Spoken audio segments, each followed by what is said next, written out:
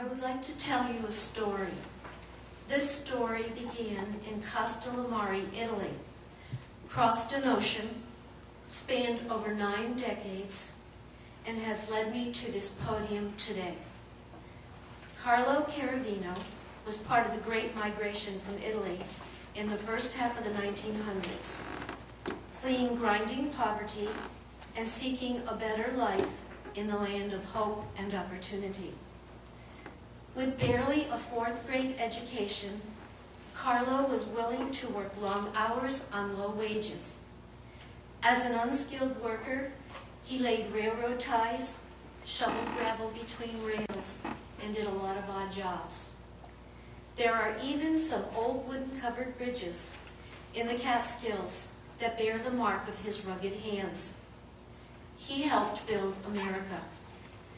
Partaking of the American dream for him sometimes merely meant having warm milk over spaghetti with a slice of hard bread to soak up the last drops.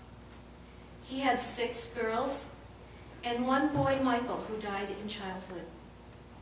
The girls, after school, worked washing and ironing clothes and scrubbing floors, and every penny went to Pa to help supplement the family needs.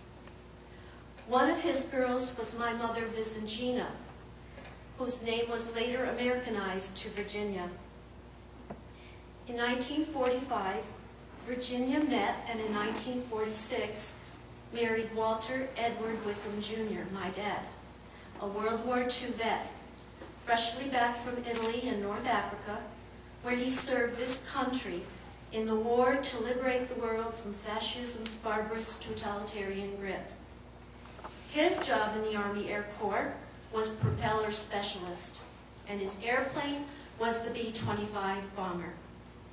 On every mission, he and his compatriots watched their planes disappear into the clouds, praying for their safe return. Not all returned. At war's end, he returned to America a changed man.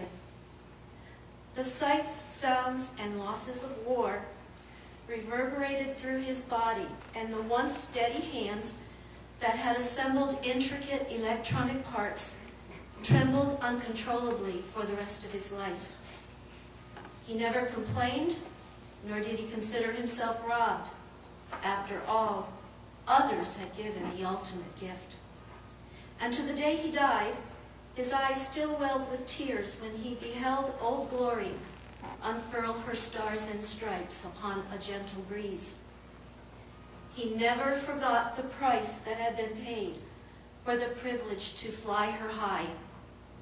Unpretentiously, he slipped back into everyday life, accepted a job as a park attendant, and later a maintenance man in the city housing project where he raised his 5 daughters under the liberty of that flag.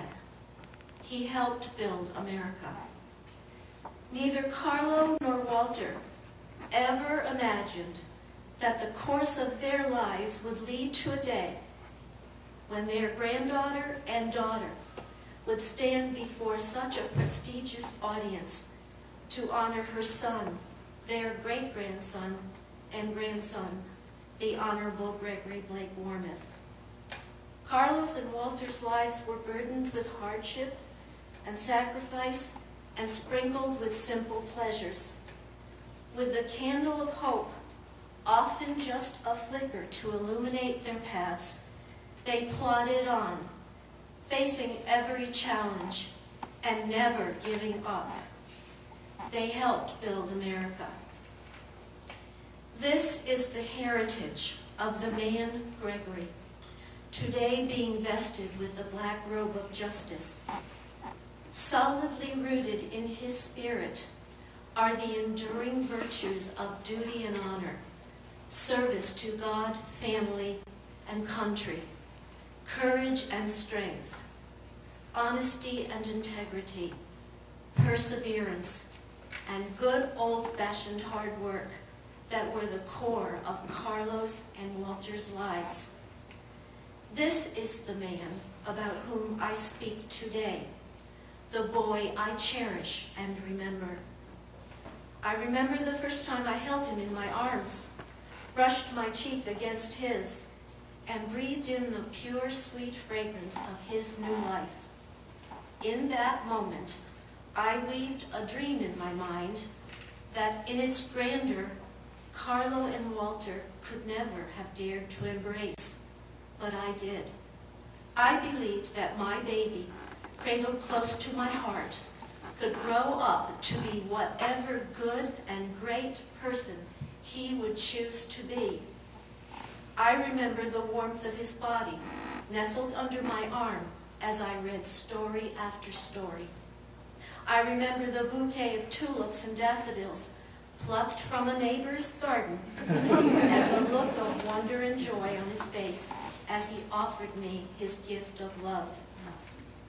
I remember the thousands of consecutive toe taps as Spider practiced juggling and controlling the soccer ball on top of his foot.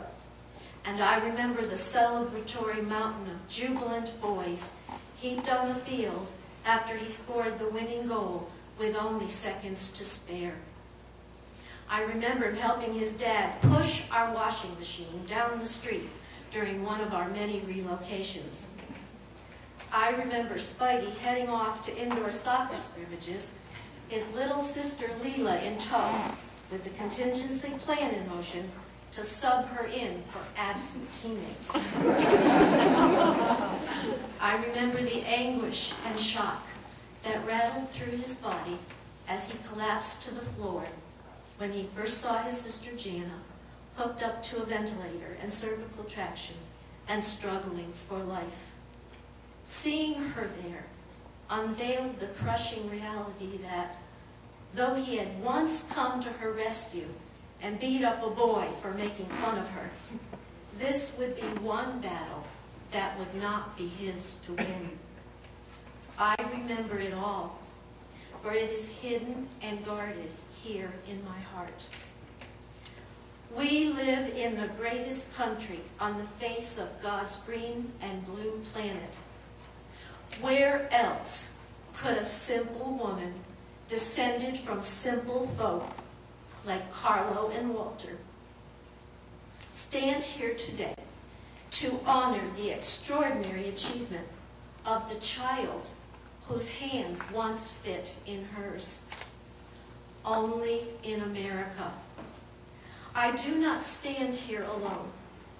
With me today, my boy, in a higher court, the court of heaven, are Bill and Peg Wormuth, Carlo and Antonino Cheravino, Walter Edward Wickham Jr., and all our family who have gone before us, rising in thunderous ovation to cheer you and your success. Their once small flickering candle is now a blazing flame. With me here today, my son, are your dad and your sisters, Jana and Leela, who so many years ago began this journey with you. Your beloved wife and helpmate, Terry, and all your family and friends to share in the joy and pride of the fruits of your hard work. And finally, with profound humility, I want all of you here to know today that I would, without hesitation, entrust my life into Gregory's hands. Of this I promise the same can be true for you.